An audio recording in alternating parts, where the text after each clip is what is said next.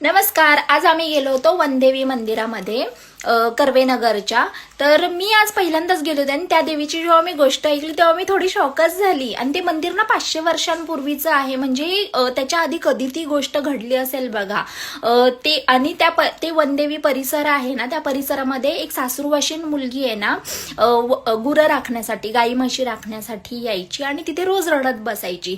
तर एक दिवस ना दिवे लागण्याची वेळ होती आणि ती तिथेच रडत बसलेली असते. तर वनदेवी प्रसन्न होते आणि तिला विचारते काय झालं. मग ती तिची सगळी कहाणी सांगते की मला खूप सासूरवास आहे, माझे सासू सासरे मला खूप त्रास देतात, मला कंटाळा आलाय.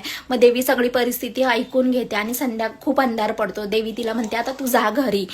तर ती म्हणते की नाही नाही मला नाही जायचं, एवढ्या अंधारात मी गेली तर माझ्यावरती खोटे आळ घेतील, संशय घेतील, मी नाही जात, मी तुझ्याजवळच राहते. तसा पण मला खूप कंटाळा आलेला आहे, मी नाही आता सहन करू शकत. मग देवी म्हणते ठीक आहे तू राहा माझ्याजवळ. आणि अशा प्रकारे त्या दोघीही तिथे अंतर्धान पावतात आणि ते वनदेवी मंदिर तयार होतं.